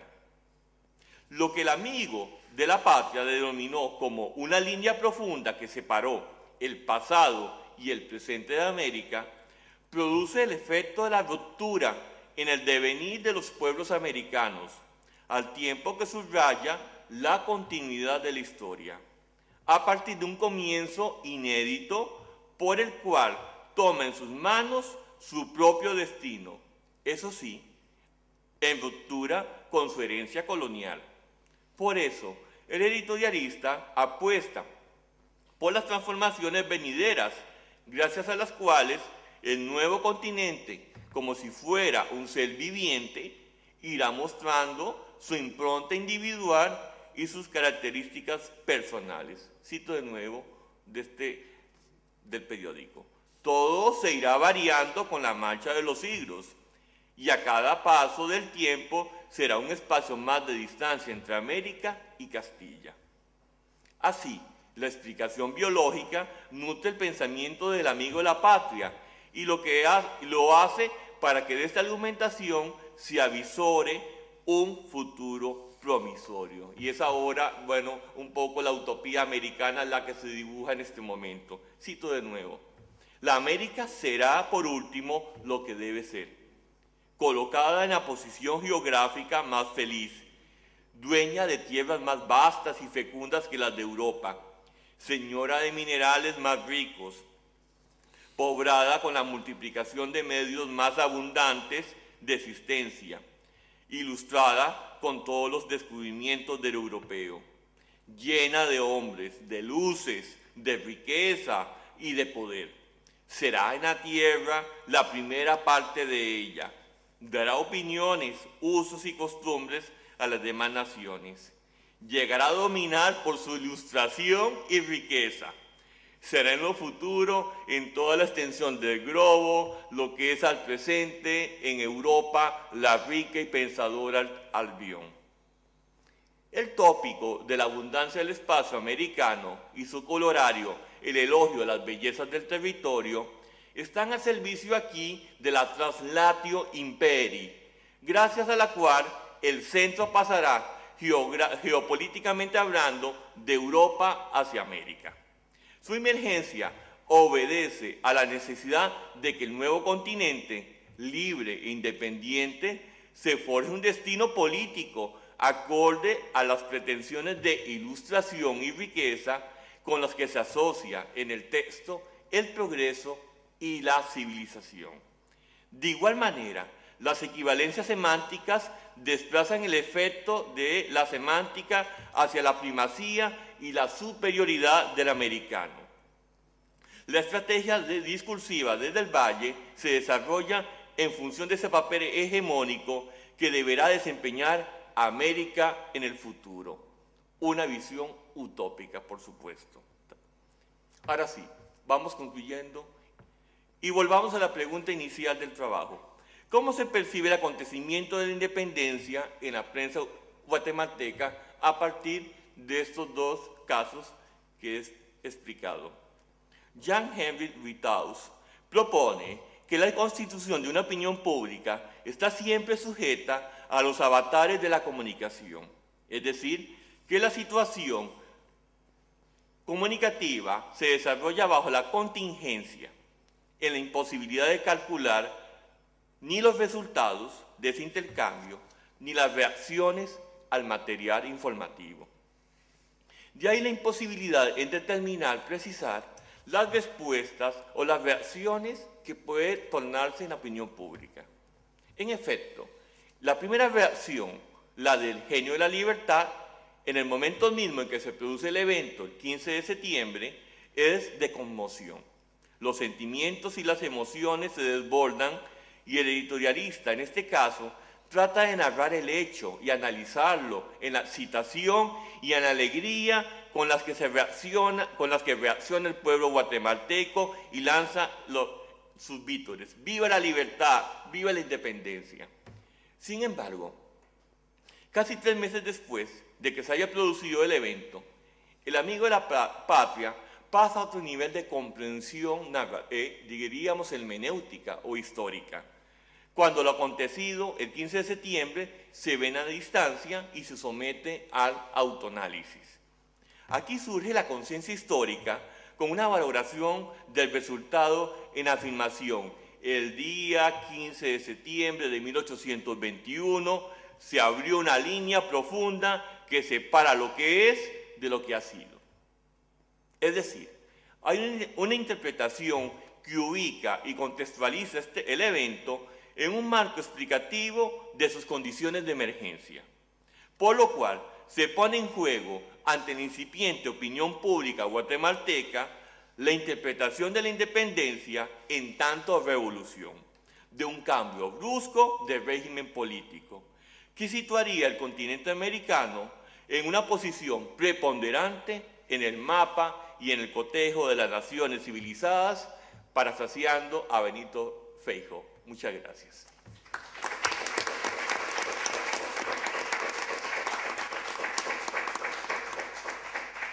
Muchas gracias, don Jorge. A continuación, la profesora Caterina Camastra, de la Universidad Nacional Autónoma de México, disertará sobre las imágenes literarias del nacionalismo mexicano después de la independencia. Guillermo Prieto y el abrazo de la musa callejera.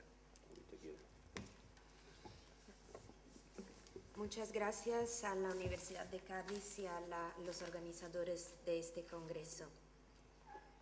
Entre el grupo de liberales que triunfaron con el juarismo en 1867, Guillermo Prieto es quizás el que con más entusiasmo recurre a la retórica de lo popular en su esfuerzo por contribuir a un proyecto cultural nacionalista.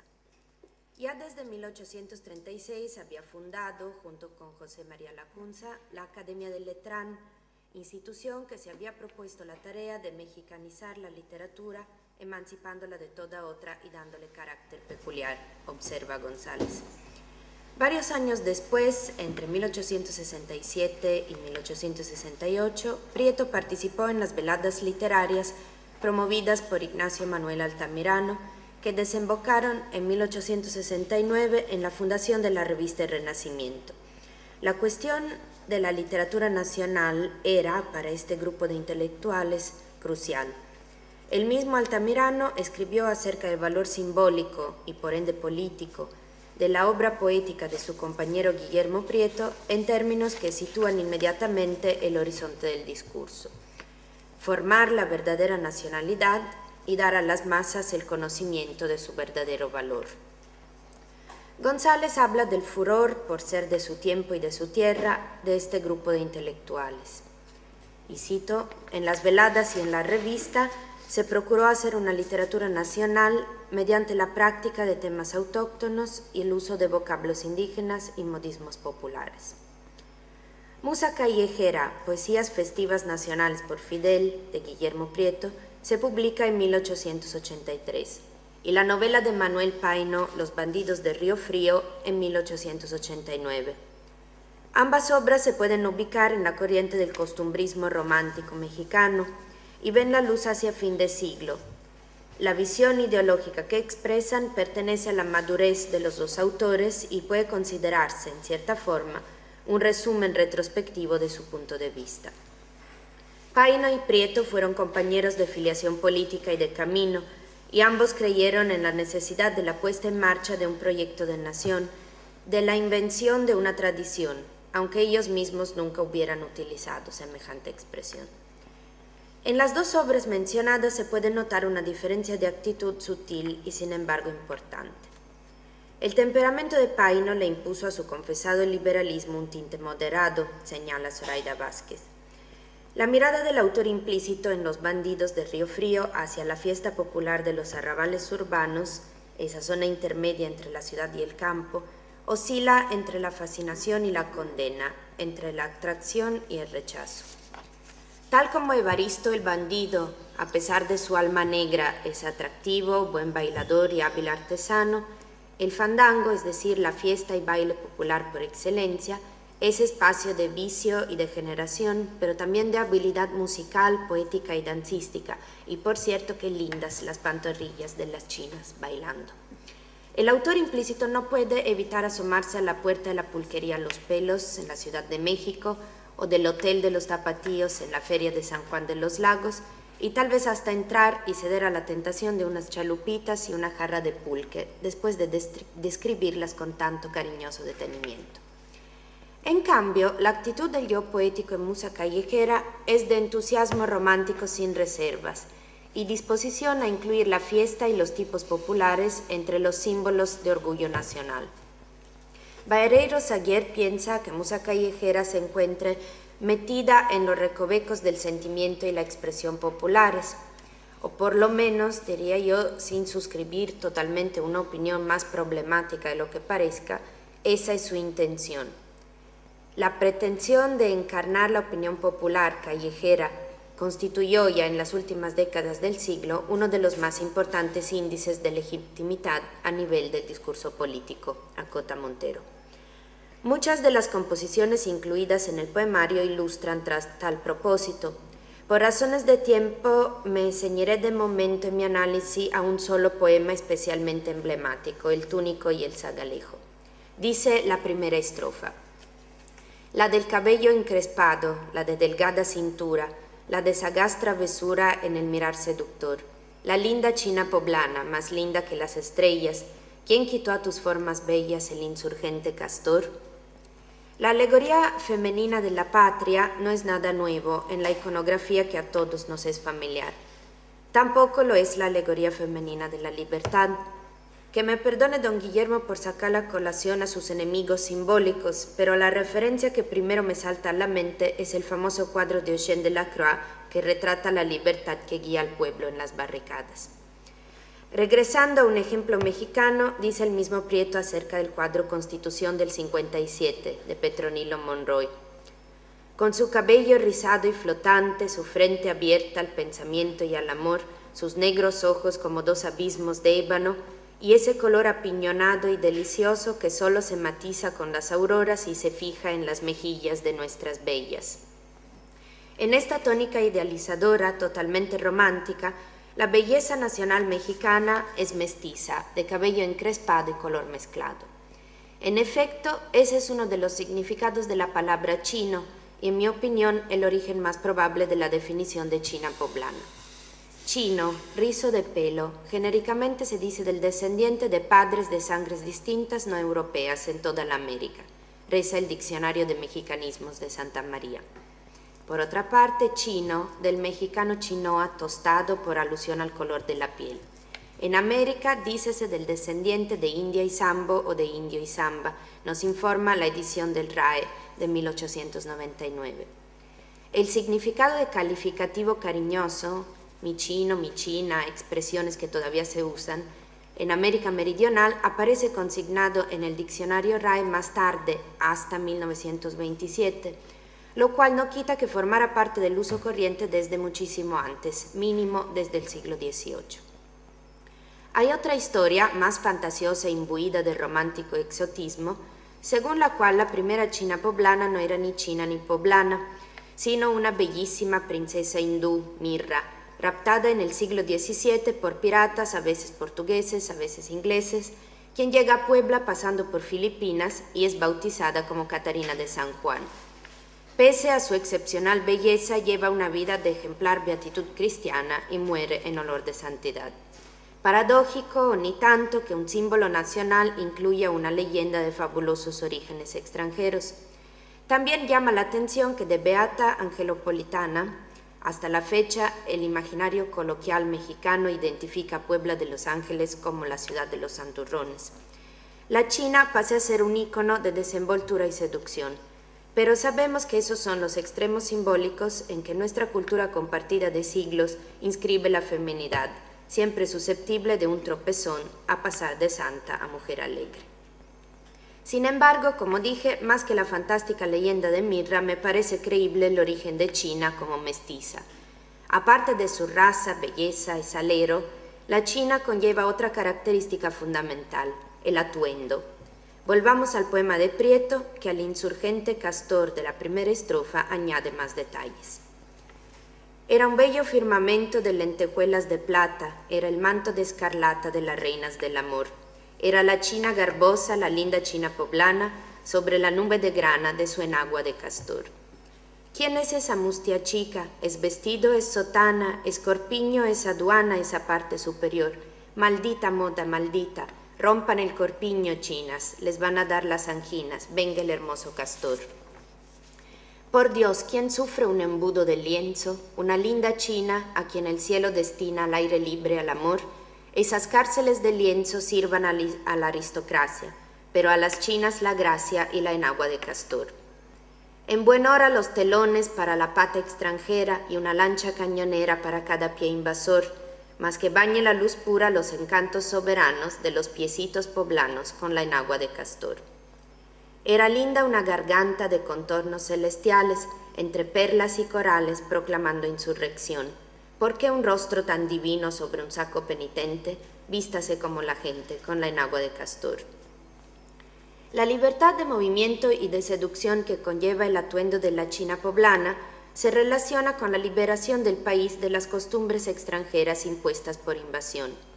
En los intelectuales como Guillermo Prieto es reciente el recuerdo de la intervención francesa de 1862 y la subsecuente fugaz presencia de Maximiliano de Habsburgo, de 64-67, que recibió el pomposo nombre de imperio. El campo semántico del orgullo rebelde une a la mujer del pueblo y su traje típico con el destino de la nación. El insurgente castor se opone a las cárceles de lienzo. Los collares que adornan el provocativo escote están proclamando insurrección. El yo poético asume el papel de quien grita consignas subversivas. Rompan el corpiño, chinas. Hay que decir que la valoración de la china poblana y su atuendo no ha sido siempre igual a lo largo de la historia. Tan solo pocas décadas antes de la publicación de Musa Callejera, en 1841, Madame Calderón de la Barca cuenta que, en ocasión de un baile de disfraces durante su estancia en México, su intención de acudir en traje de china poblana estuvo a punto de provocar un verdadero incidente diplomático. Y voy a traducir del inglés porque Madame Calderón de la Barca, siendo inglesa, escribí en inglés. Tuvimos una concurrencia de españoles, todos los cuales parecían ansiosos de saber si de veras pensaba yo llevar un traje de china poblana al baile de disfraces, y parecieron maravillosamente interesados al asunto. Poco después llegaron más visitas, y justo cuando suponíamos que ya estaban todas concluidas, nos dijeron que el secretario de Estado y los ministros de la Guerra y del Interior y otros estaban en nuestro salón. ¿Y qué piensan que fuera el propósito de su visita?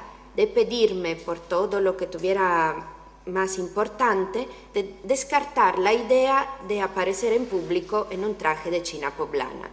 Me aseguraron que las poblanas generalmente eran femmes de rien, mujerzuelas, que no usaban medias y que la esposa del ministro español de ninguna manera tenía que asumir, ni siquiera por una sola noche, tal disfraz. Nótese, por supuesto, el francés usado por los escandalizados dignatarios, femme de rien. Se supone que la independencia de México era para 1841 ya un hecho consumado, pero todavía no llegaba a sumarse el sentimiento antifrancés desencadenado por la intervención. Volviendo a nuestro tema, el tono combativo del poema de Prieto se explica también por el contexto político y cultural inmediato, no solo retrospectivo, del momento en que Musa Callejera se publica en 1883. Las relaciones con Francia se habían ya reanudado en 1880 y el porfiriato, de hecho, se distinguió por el renovado impulso dado al afrancesamiento de la sociedad. Podemos decir que Prieto lo veía venir. Las tradiciones finalmente se inventan, es decir, se construyen, acomodan y valoran en función de un proyecto ideológico. El concepto de invención de la tradición, propuesto por Hobsbawm y definido en términos de esencialmente un proceso de formalización y ritualización, caracterizado por la referencia al pasado, aún tan solo imponiendo la repetición, es aplicado por Pérez Montfort al caso de México. El autor identifica entre los elementos del discurso nacionalista mexicano, desde su gestación en el siglo XIX hasta su plenitud hegemónica en la ideología postrevolucionaria en el XX, una serie de referencias compartidas, valoradas y autorizadas, que llevan a la cristalización de figuras regionales en calidad de símbolos nacionales.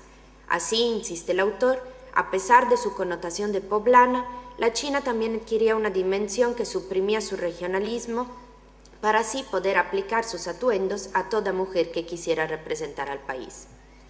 Los modelos estereotípicos, como la China poblana, se vuelven así elementos centrales del discurso legitimador de los grupos en el poder. La génesis de tales figuras se da de preferencia en los espacios festivos, ya que en la fiesta, según el mismo autor, aparecen con frecuencia los elementos definitorios y característicos de la comunidad que celebra. El cuadro del charro y la china bailando el jarabe tapatío representa, según el autor, la culminación de este proceso en el México del siglo XX.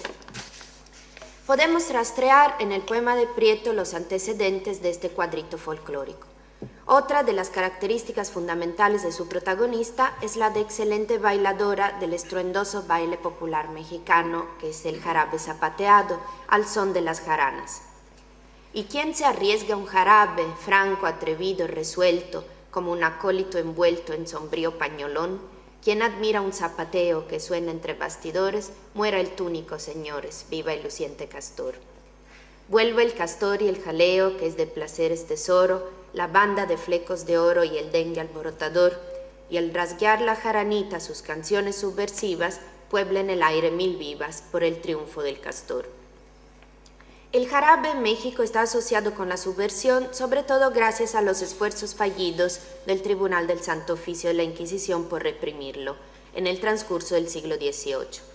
Se encuentra mencionado en numerosas variantes, hecho que atestigua su popularidad y arraigo en la tradición.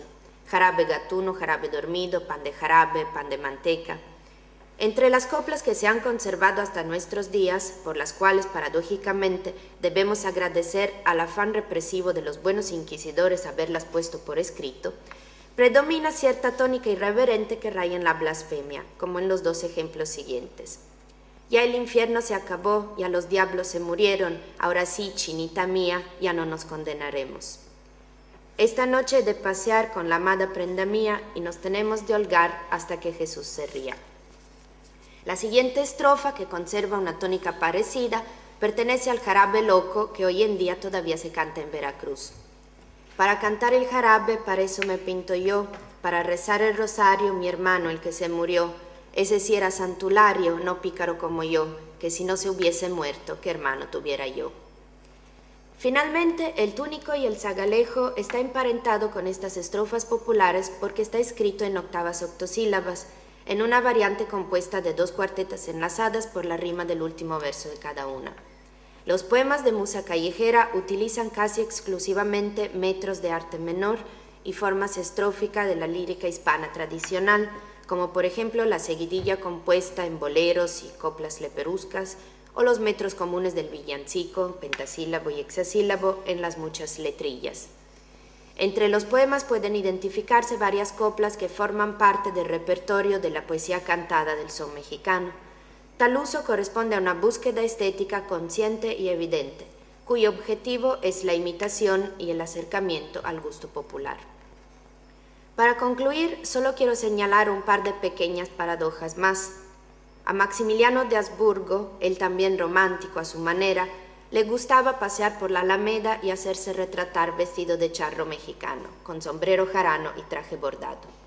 Por otra parte, hoy en día es posible adquirir a precio moderado en cualquier mercadillo de disque artesanías al estilo Mexican Curios, en Puebla y en varios lugares más, un traje de china poblana de lustrosa tela sintética y lentejuelas de plástico, cuya etiqueta dice «Hecho en China».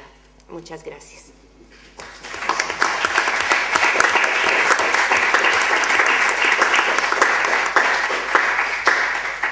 Muchas gracias a la profesora Caterina por tan interesante intervención.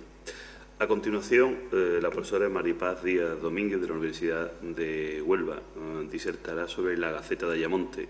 La prensa escrita irrumpe en Huelva en el marco de la Guerra de la Independencia.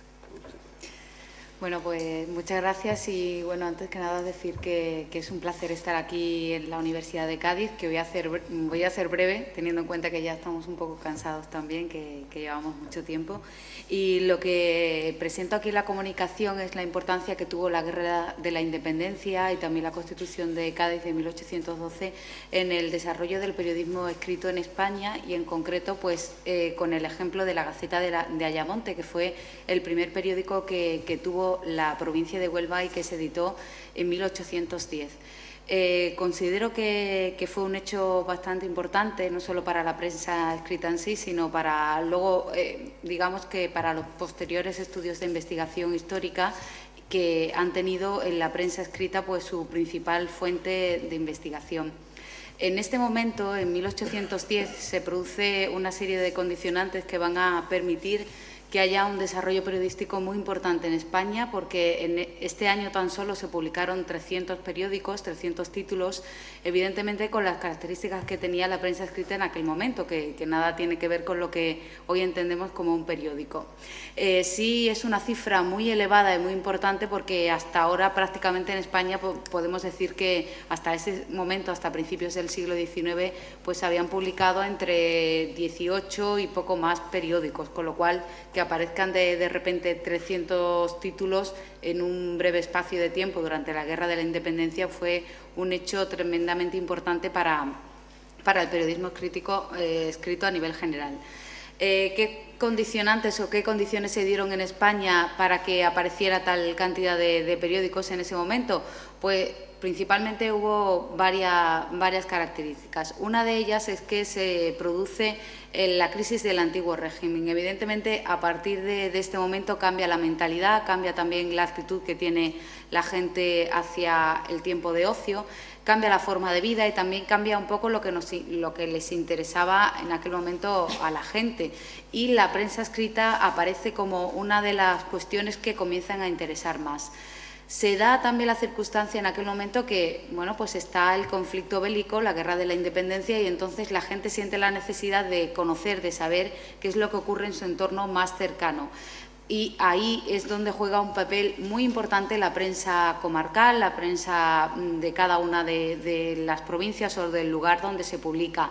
Y la Gaceta de Ayamonte pues jugó el papel de difusión de lo que ocurría en el conflicto, pues evidentemente en la provincia de Huelva, que todavía no era provincia, pero para que conozcamos un poco los límites que tenía, y evidentemente también pues por toda la zona de Andalucía Occidental, teniendo en cuenta que será un periódico que fue editado por la Junta Revolucionaria de Sevilla. Os contaré un poquito más adelante las características que tuvo el periódico, pero sí comentar también que ya hemos dicho que estábamos en este momento en la crisis del antiguo régimen, que había una guerra, que era el conflicto de la Guerra de la Independencia, y en tercer lugar, muy importante, es que en este momento hubo una legislación propicia para la libertad de prensa.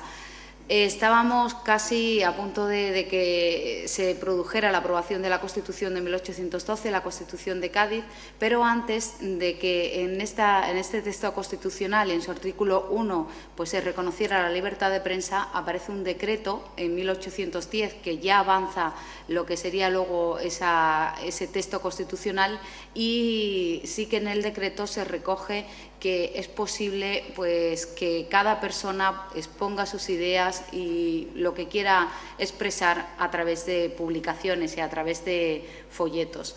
Entonces, fue por ese motivo por en el que en 1810, gracias a ese contexto que favorecía la libertad de prensa, pues apareciera un importante número de publicaciones a nivel general, y la Gaceta de Ayamonte es uno de los títulos, uno de los ejemplos que se pueden exponer a nivel general de la historia del periodismo español en ese momento.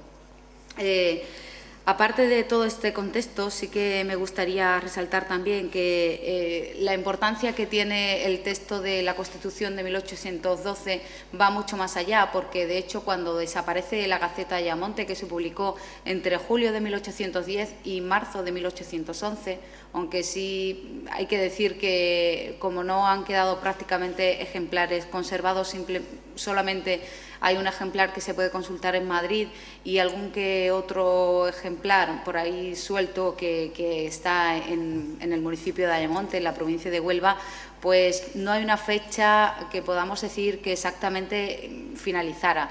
Yo, para delimitar cuándo desapareció el periódico, he seguido a Saldaña porque comentaba que aparecía y que tenía constancia de un número extraordinario que publicó la Gaceta de Ayamonte en ese mes, en el mes de marzo de 1811.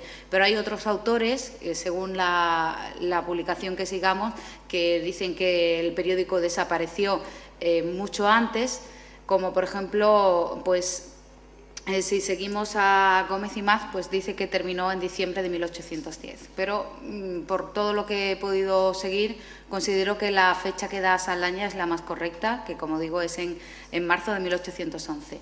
Bueno, pues la importancia que tiene la Constitución de 1812 fue extremadamente destacada para la prensa porque, de hecho, cuando desaparece Gaceta de Ayamonte de la provincia de Huelva, no volverá a aparecer un periódico hasta 1822, hasta que no se instaura el trienio liberal y Fernando VII jura la Constitución de Cádiz, precisamente la Constitución de 1812, ya que, como sabemos, cuando termina la Guerra de la Independencia, vuelve al trono Fernando VII y termina la libertad de prensa y termina también cualquier posibilidad de publicar en la provincia de Huelva. Y, de hecho, pues no aparecerá un periódico, como decimos, hasta 1822.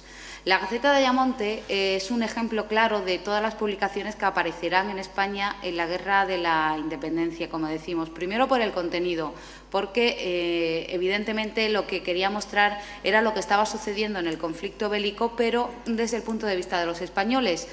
En el periódico, si nos ponemos a leer, pues vamos a encontrar que todos los adjetivos, todos los calificativos positivos se refieren a los españoles, mientras que los franceses siempre aparecen de forma negativa y evidentemente siempre aparecen como que son los que están perdiendo la guerra. Está claro que la publicación lo que quería era que la población, pues evidentemente cogiera optimismo y estuviera de parte de los españoles y que no desfalleciera en ningún momento.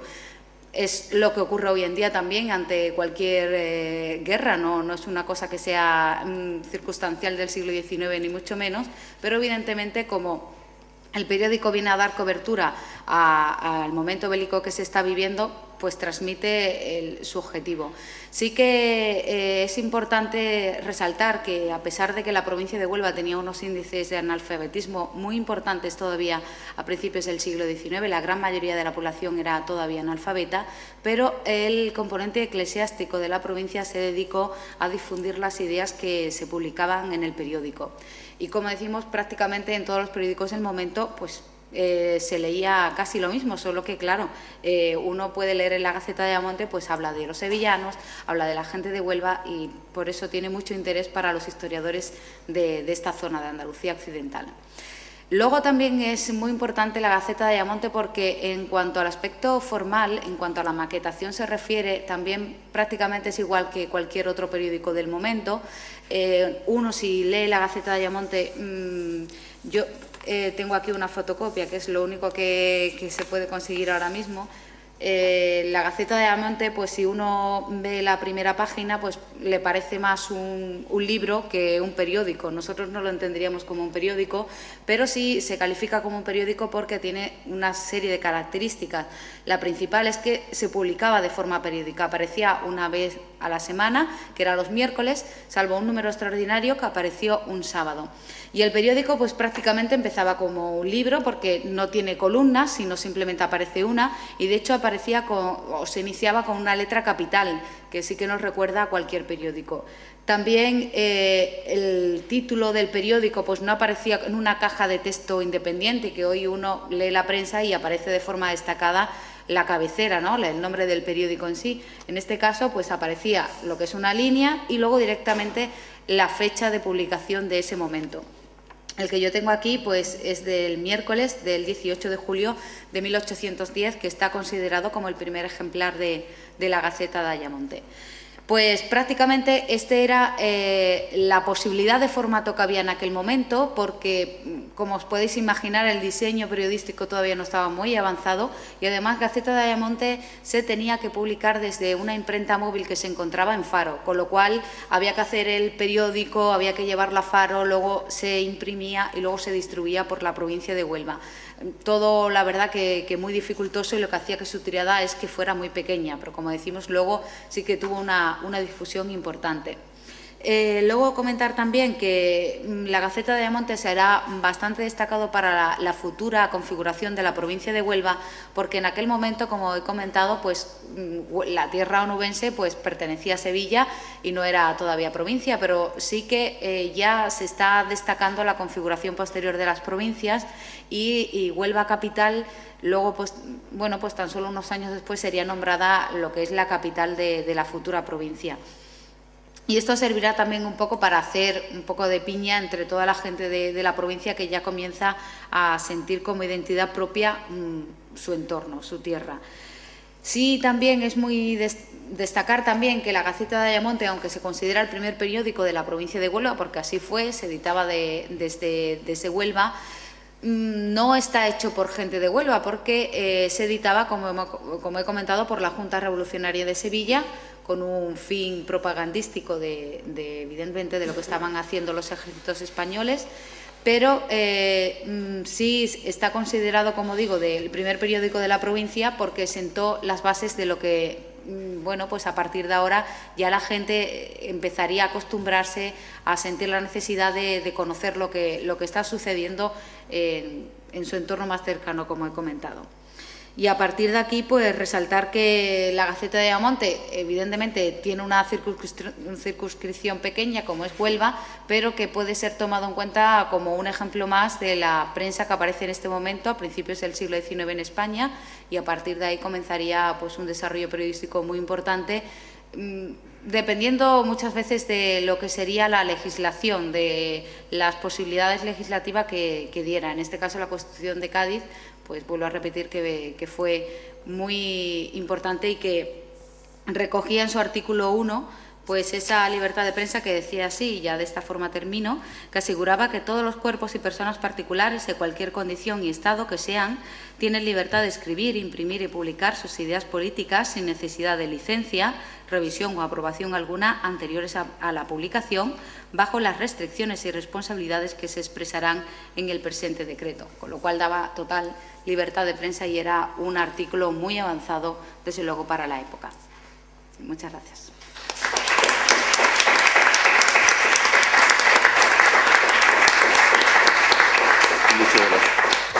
Muchas gracias a la profesora Maricón.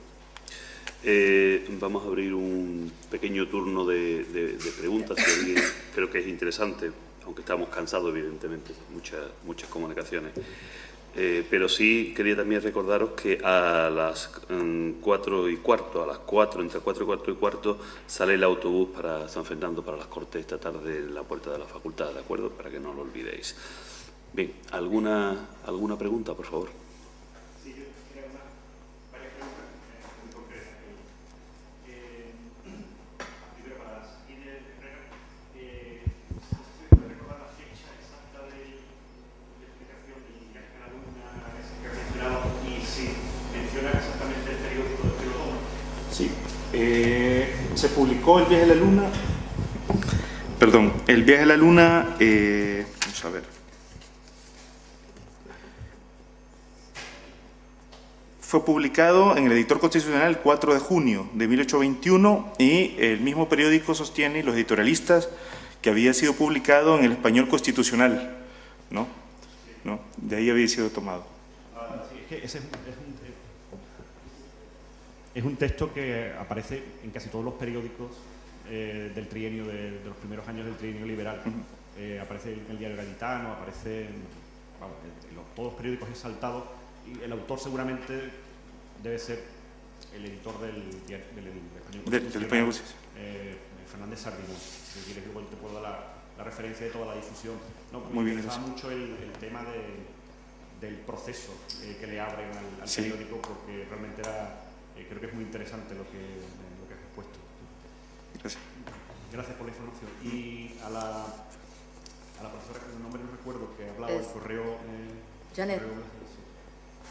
Quería saber si en ese periódico se publicaba, entendido, en Londres. Sí, se publicaba en Londres porque en Portugal estaba prohibido, ¿no? Quería saber si durante el tiempo que coincide con la publicación del español de Blanco White en Londres, si hay trasvase de textos, o sea, si hay, en el correo brasiliense hay textos tomados del español de Blanco White o informaciones, o si... Sí, es posible. Yo no tengo el dominio de todas las materias que están escritas, ¿no? Por eso, pero seguro que sí, porque publicaba casi todos los acontecimientos. Incluso durante una época ha publicado todas las declaraciones de Fernando VII y cosas del género, y también de los embajadores, de los representantes de Inglaterra y de Estados Unidos, también publica mucho, de Buenos Aires, de Caracas, era amigo de Bolívar y también Miranda. O sea, abarca muchos temas y muchas figuras, ¿no? Y creo que White también. Bueno, muchas gracias. Y por último, a la profesora que ha hablado en último lugar sobre la Gaceta de Ayamonte, pues primero una reflexión así también en general, que tampoco tiene mucho que ver exactamente con, o sea, que no era el punto fuerte de tu argumentación. Yo creo que siempre se exagera excesivamente la importancia del decreto de libertad de imprenta y historia de la prensa del momento. Yo creo que es un acto político, el decreto de noviembre, 10 de noviembre de 1810, se le considera, creo que excesivamente, con una influencia excesiva sobre la realidad, digamos, la aplicación práctica de la prensa. Creo que en términos prácticos es mucho menos importante de lo que parece, y en términos prácticos seguramente es más importante como represión, como control, que como fomento. No sé si me explico, pero bueno. Lo que quería preguntarte en concreto es si la Gaceta de Ayamonte se informa de las sesiones de Cortes a partir de septiembre, 24 de septiembre del 10, y cuál es la fuente, si es que existe información sobre las sesiones de Cortes, de dónde las toma. Bueno, Gaceta de Ayamonte, como he comentado, el principal problema que tiene a la hora de estudiarlo es la falta de fuentes directas, porque ya he dicho que hay un ejemplar que es el primer número, que está en Madrid, y luego en Ayamonte, en el ayuntamiento, en el archivo, hay otro ejemplar.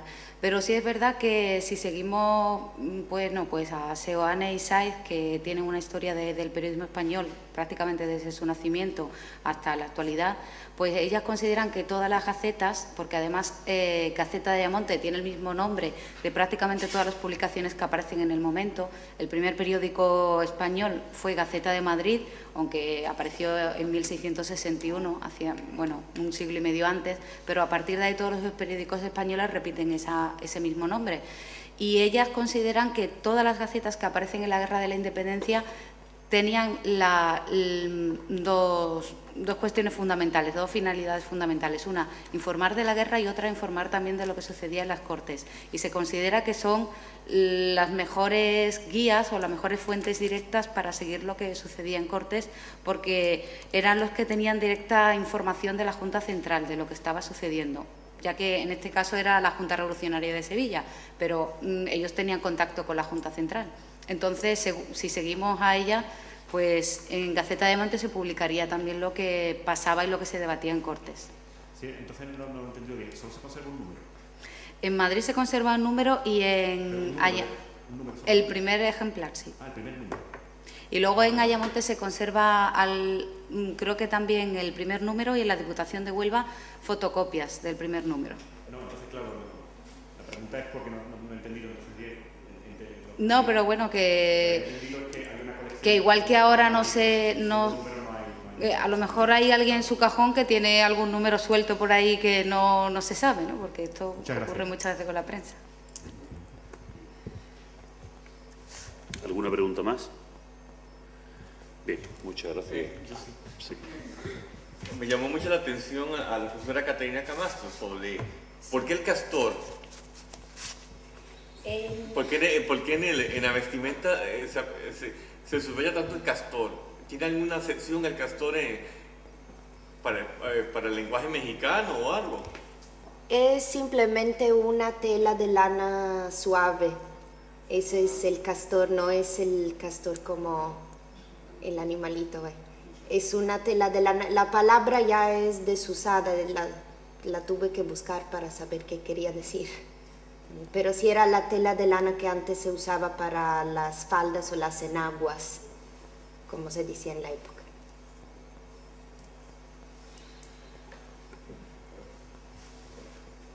Bien, en este caso levantamos la sesión y muchas gracias a todos.